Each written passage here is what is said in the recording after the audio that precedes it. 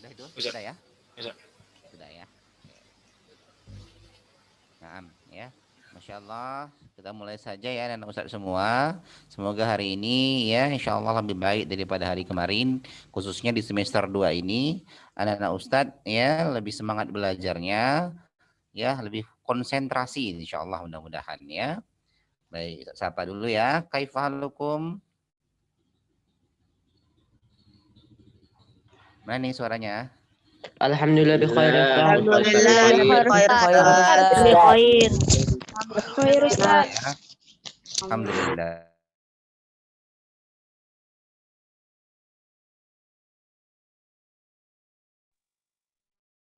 Khair alhamdulillah Ustaz.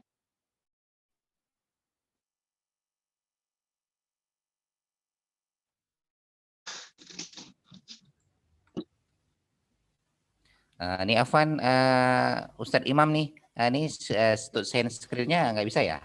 Bisa, Ustaz. Ustaz bisa nggak? Bisa ya? Bisa. Nah, ini sepertinya host disable participant screen sharing katanya. Oh, Katanya betul, Ustaz. hostnya aja yang bisa. Bentar, Ustaz. 6. Oke, Ustaz. Bisa, Ustaz. Ya, Udah, anak-anak. kholas, kholas. Nah, kholas ya, Masya Ya. Allah. Nah, barakallah. Oh, no.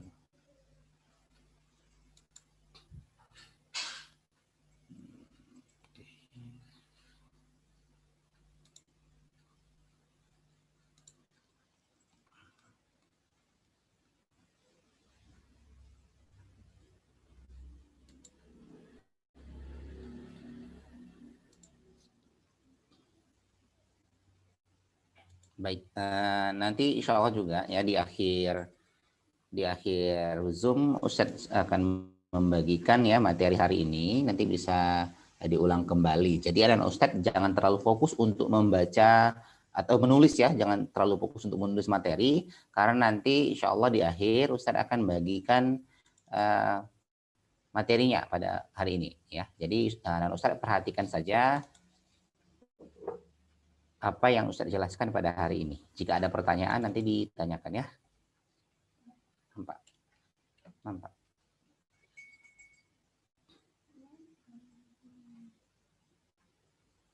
Masya Allah. Nah, di semester sebelumnya, di semester 1, terakhir kita sudah belajar tentang kalor ya. Nah, jadi di kelas 7 ini, IPA-nya adalah IPA terpadu, nah Ustadz ya. Nah, jadi untuk IPA-nya itu dibagi menjadi 2, IPA fisika dan IPA biologi. Untuk kimianya sebenarnya ada, namun tidak terlalu banyak. Yang lebih banyak itu adalah di SMP, adalah materi fisika dan materi biologi. Ya, jadi anak Ustadz yang masih kelas 7 khususnya, antum semua yang berada di kelas 7 mungkin agak berbeda ketika di SD ya. Di SD memang namanya sama-sama IPA, namun penjabaran di SMP ini insya Allah akan lebih luas ya dibandingkan dengan di SD. Sebenarnya pelajaran sangat-sangat mudah anak Ustadz ya, jangan takut. Jadi semuanya kalau belajar insya Allah pasti bisa. Baik, sebelum kita belajar kita mulakan dengan lafaz basmalah. Bismillahirrahmanirrahim. Allahumma inni as'aluka ilman nafi'an wa rizqan thayyiban wa amalan mutaqabbala. Ya, jangan lupa selalu berdoa dalam setiap kegiatan, mudah-mudahan Allah akan memberikan rahmat ya, memberikan hidayah serta ilmu yang bermanfaat untuk kita. Jangan lupa untuk selalu berdoa. Ya, jadi ilmu itu bisa bermanfaat jika kita ya niatkan karena Allah ya, mudah-mudahan dengan karena Allah maka kita akan mendapatkan barokah Allah Subhanahu wa taala. Baiklah, sudah kelihatan ya untuk screen-nya. Hari ini materi di kelas 7 semester 2 bab pertama yaitu tentang organisasi kehidupan. Nah, apakah anak-anak Ustaz pernah dengar kata organisasi? Coba dulu Muhammad Thorik ya. Muhammad Thorik dengar suara Ustadz ya. Assalamualaikum Muhammad Thorik.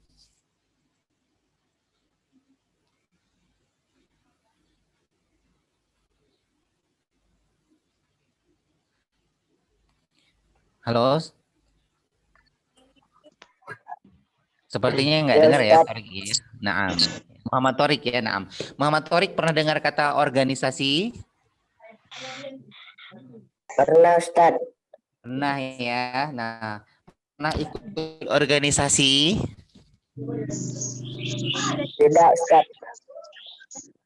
Nggak pernah ya. Nah, organisasi itu dimulai dari yang kecil, akhi ya. Dari keluarga misalnya ya, boleh di apa lagi unmute lagi boleh ya. Nah, dari keluarga itu organisasi juga ya, organisasi kecil di rumah ada kepala keluarga ya, misalnya ayah misalnya, ibu rumah tangga, ibu kita ya. Adik, kakak dan sebagainya. Sampai organisasi yang besar tingkat nasional mungkin ada presiden ya dan lain sebagainya. Nah, itu dia dari yang kecil sampai yang terbesar ya, seperti itu kira-kira. Jadi, apa itu organisasi? Ada yang bisa memberikan pendapatnya apa pengertian dari organisasi? Ada yang bisa silakan sebutkan namanya.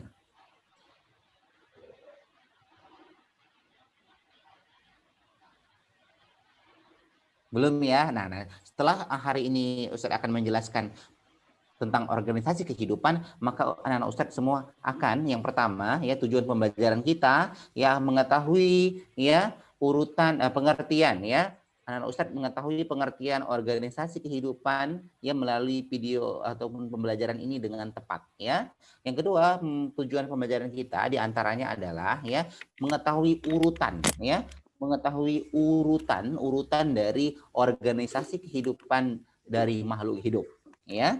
Nah, yang selanjutnya melalui PowerPoint ini ya Ustadz ya dapat mengetahui organel-organel sel pada tubuh ya, dan pastinya nantinya akan kita bahas secara terperinci insyaallah ya. Barakallahu fiik.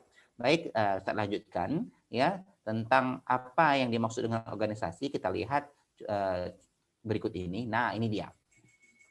Dalam organisasi kehidupan ya dimulai dari yang terkecil ya, dimulai dari sel ya nah Ustadz ya, dari sel ya, selanjutnya ke jaringan ya, selanjutnya organ ya, dan selanjutnya sistem organ dan makhluk hidup. Nah, ini urutan dari yang terkecil sampai yang lebih kompleks ya nah Ustadz ya. Nah, apa itu sel, jaringan organ dan sistem organ serta makhluk hidup? Nah, sekarang kita adalah makhluk hidup. Makhluk hidup itu secara umum dalam IPA Sains ya, yang Allah ciptakan ada 3 makhluk hidup ya. Nah, jadi apakah ketiga makhluk hidup tersebut? Siapa yang bisa jawab? Silakan sebutkan nama. Apa saja yang termasuk makhluk hidup? Ada yang bisa? Siapa namanya ini? Ya, siapa nih yang bersuara boleh silakan menjawab. Ini kok diam semua, kurang semangat. Sudah pada sarapan belum ini? Sudah sarapan nih insya Allah ya. Iya, jadi Umi yang capek-capek masak ya kan. Kalau seperti belum sarapan ini. Nah, siapa itu? Nah, siapa? Saya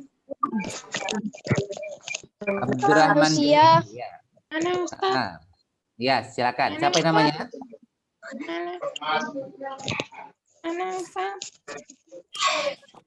Ya, nah, silakan dijawab.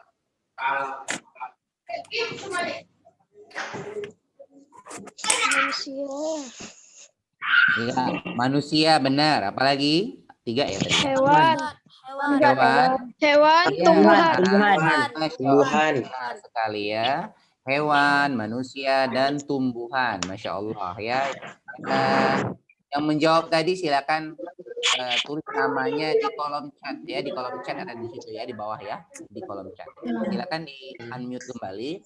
Nah, tadi Ustaz sudah jelaskan ya, dari yang terkecil yaitu adalah sel ya. Sel itu unit yang paling kecil. Nah, selanjutnya anak ya, kumpulan sel disebut dengan jaringan. Nah, ya struktur Afwan Ustadz, share screen-nya nggak nampak Ustadz. nggak apa ya?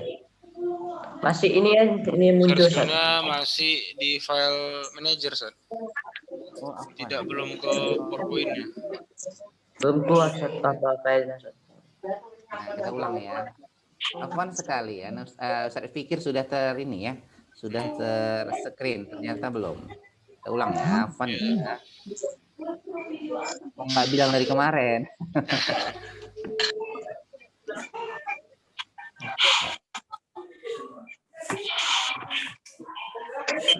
Nah, udah kelihatan ya?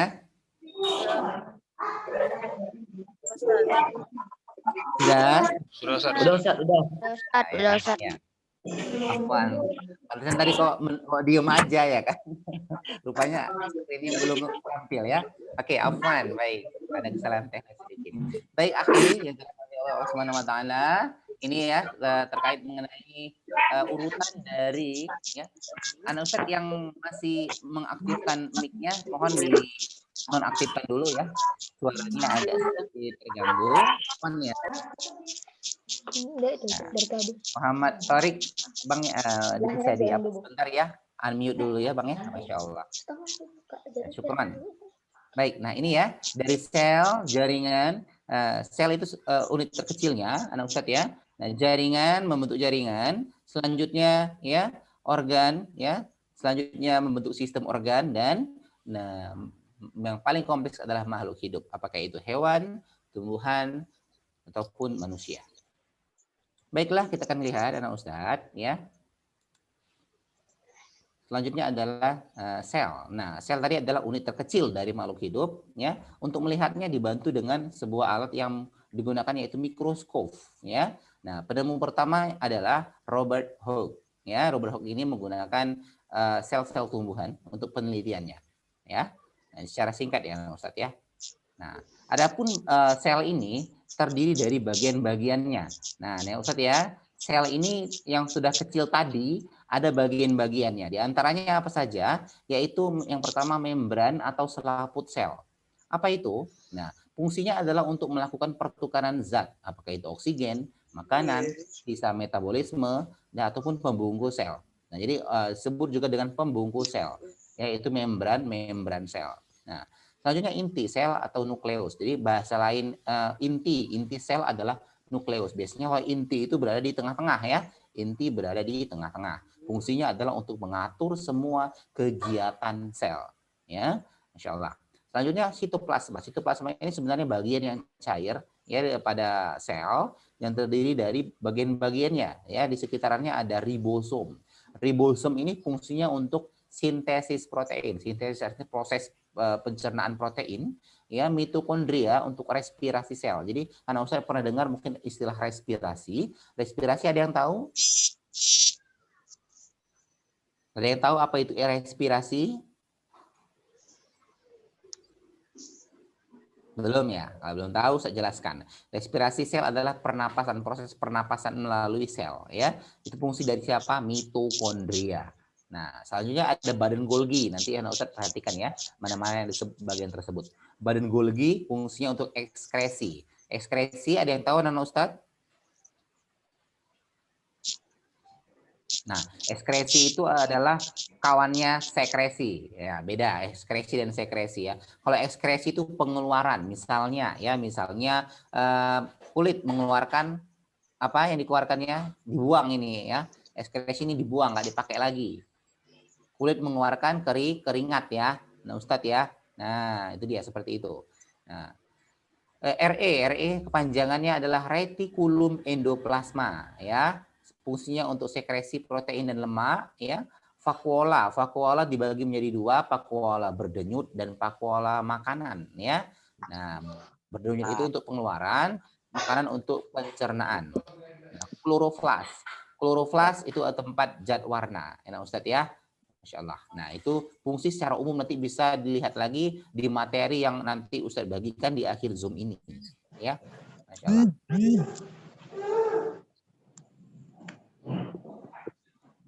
Baiklah anak Ustadz yang dirahmati oleh Allah Subhanahu wa taala, ya begitulah ciptaan Allah Subhanahu wa taala yang begitu luar biasa ya. Kita manusia nggak bisa menciptakan ini.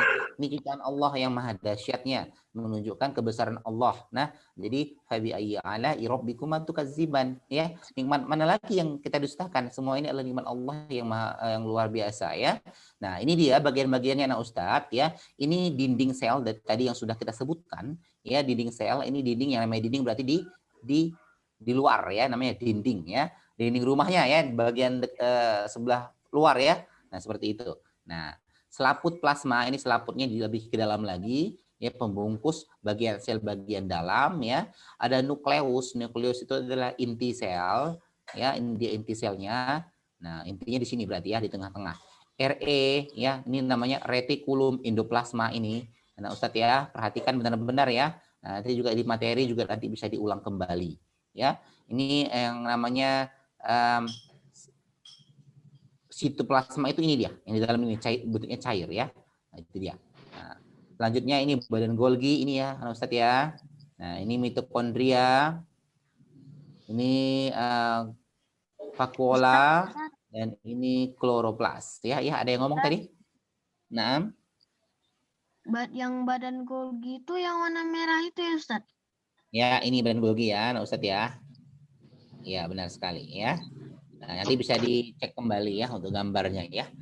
Nah, Ya Ustaz. ya siapa tadi yang bertanya namanya? Raka Ustaz. Ya, Raka ya, Masya Tapi Allah. belum Raka. ganti namanya Ustaz. Oh, belum ganti ya. Iyalah, Masya Allah. Baik, Raka ya, Masya Allah. Syukur pertanyaannya. Selanjutnya kita masuk ke jaringan. Tadi sudah sel, sekarang jaringan. Jaringan tadi adalah kumpulan sel ya, Ustadz ya. Kalau sendirian namanya sel. Jika dia berkumpul, ya jaringan sel tadi membentuk apa? Membentuk jaringan seperti ini, ya. Membentuk jaringan pada tubuh kita.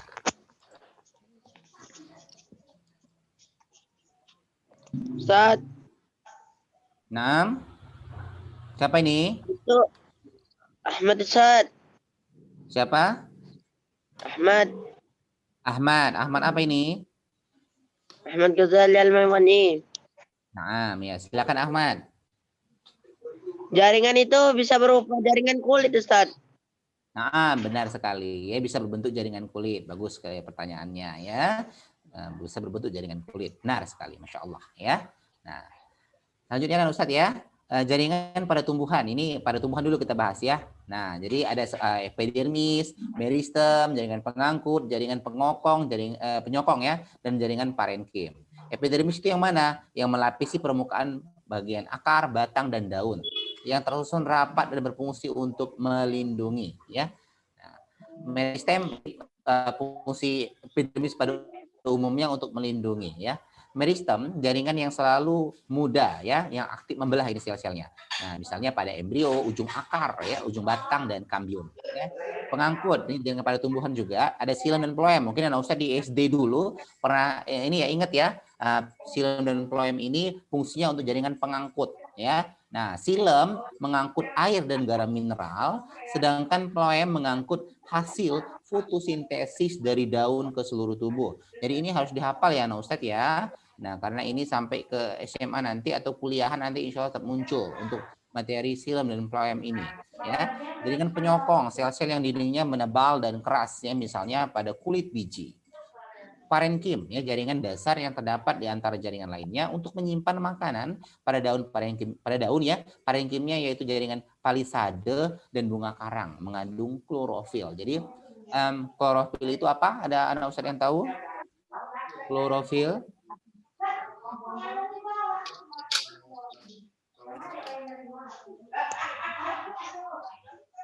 Ada yang bisa jawab apa itu klorofil?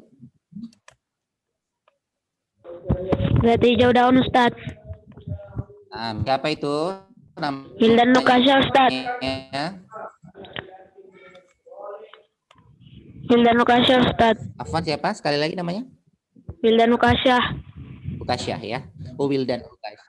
Nah, Wildan Ukasya kelas 7C ya. Nah, bagus sekali jawabannya. Klorofil adalah zat hijau daun, di mana klorofil ini membantu ya dalam proses fotosintesis ya. Gunanya, siapa yang tahu apa guna dari klorofil? Membantu proses fotosintesis. Ya, benar sekali. Coba lebih spesifik, kira-kira dalam fotosintesis peran klorofil itu apa? Ini bisa jawab? Daun. Menyerap cahaya. Nangkap cahaya Nah, matahari. ya, jadi Manfaatkan energi matahari, Ustaz. ya, siapa tadi yang barusan jawab? Ustaz. Raka. Raka tadi ya yang jawab ya? Ustaz. Nah, ya, benar sekali jawabannya ya, sangat benar ya. Jawaban fungsi dari klorofil adalah untuk menyerap sinar matahari Jadi bahasanya klorofil ini sebagai kompor, ya, sebagai kompornya dalam mengolah proses fotosintesis, ya. Nah, itu lebih kurang jaringan pada tumbuhan. Baiklah, anak-anak Ustaz yang dirahmati oleh Allah Subhanahu wa taala. Nah, ini lebih kurang gambar dari jaringan pada tumbuhan, ya. Nah, perhatikan khususnya pada daun, ya, misalnya, ya. Nah, di sini ada bagian epidermis, ya, ini epidermis bagian luar, ya. Nah, ini kutikula. Kutikula itu daerah bagian dekat di bawah epidermis, ya. Ini palisade atau parenkim palisade di sini, nah Ustadz, ya. Nah, di sini, ya. Ini urutannya. Ini spons, ya, di sini. Sebetulnya seperti spons, ya. Jadi dikatakan spons seperti itu, ya. Ini lebih kurang. Ini adalah filem dan floemnya di sini, nah Ustadz, ya. Nah, jadi silemnya bagian dalam, ya. Floem ini beda fungsinya. Floem ini untuk ada yang bisa ulangi apa fungsi floem, beda fungsi floem dan silem, mana Ustadz?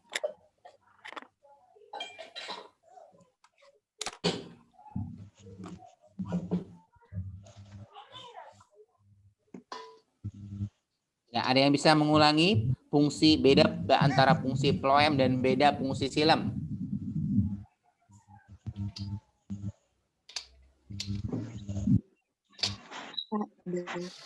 Halo Ustaz. Ya, silakan sebutkan namanya, siapa ini? Ki Ahmad Faiz. Diulang pelan-pelan suaranya.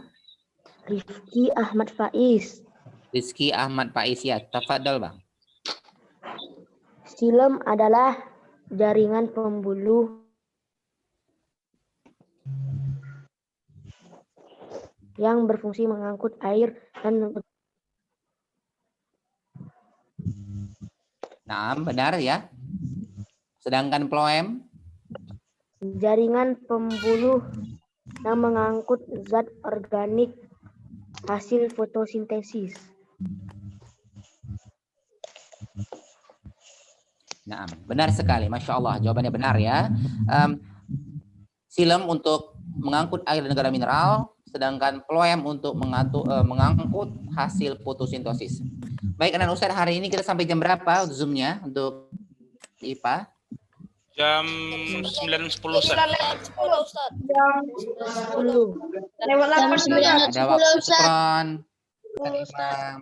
Nah, ya, sukron. Jadi ada sekitar 3 menit lagi, anak Ustaz, ya. Jadi untuk tugas pada hari ini, anak-anak Ustaz cukup membuat ringkasan saja, ya, membuat ringkasan seperti biasa. Ringkasannya dikirimkan di Google Classroom yang lama, yang di semester 1, ya. Nah, bagi yang belum bisa ke Google Classroom, silakan seperti biasa, ya, via WhatsApp. Jadi usaha harapkan tetap di Google Classroom, ya, Ustaz, ya. Sampai berapa Nah, waktunya? baik. Apanya nih? Waktu pengumpulannya sampai hari apa? Oh, waktu pengumpulannya hari ini sampai jam 6 sore. Syukron pertanyaannya, ya. Siapa tadi yang bertanya tadi? Yang barusan bertanya siapa tadi? Rifki Ahmad Faiz juga. Rifki Ahmad Faiz, ya, Masya Allah. Ya, hari ini tugasnya hanya berupa ringkasan catatan materi hari ini. Ustaz tunggu sampai jam 6 sore paling lama pengirimannya, ya. Ustaz, Jika ada boleh ulang ringkasannya Ustaz. Apa nengok ke atas? Nah, untuk ringkasannya, anak-anak Ustaz jangan takut, jangan khawatir, ya. Insya Allah nanti Ustaz kirim nih via WhatsApp, ya, melalui Ustaz Imam nanti dikirimkan, ya, di grup kelas di WhatsApp, ya. Jadi nanti boleh lihat dari situ, ya. Ustaz, Ya. berapa lembar Ustaz?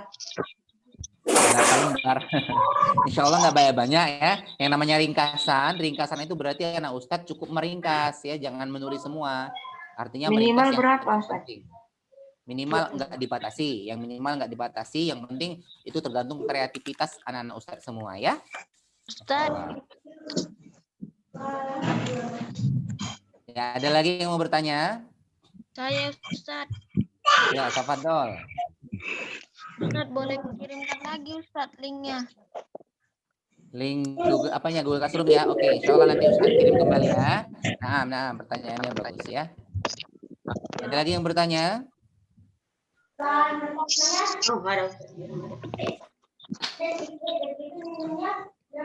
Sudah cukup ya. Nah, baiklah anak Ustadz, ada waktu 1 menit lagi. Jadi pada hari ini anak Ustadz, memang materi kita masih tentang jaringan apa?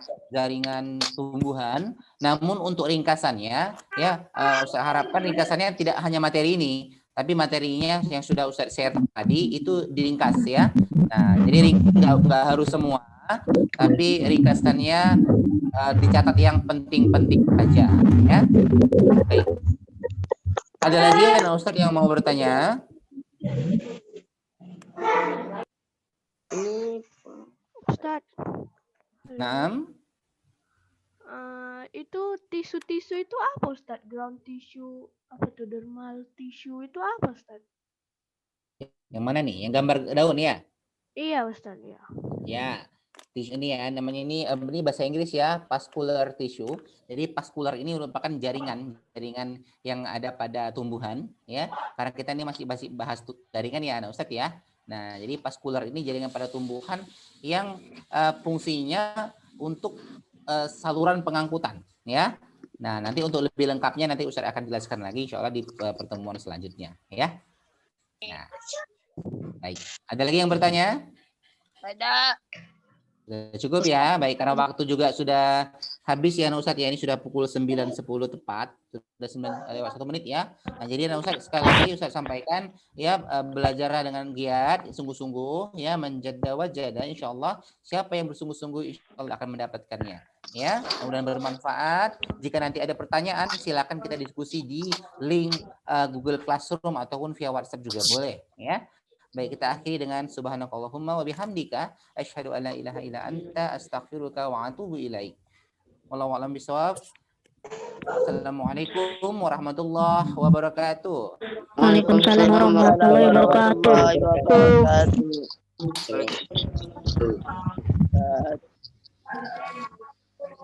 Syukur Ustadz atas materinya yang diberikan. Baik, anak-anak Ya, sekalian, syukron. demikian keputusan kita pada pagi hari ini. Semoga bermanfaat. Assalamualaikum warahmatullahi wabarakatuh.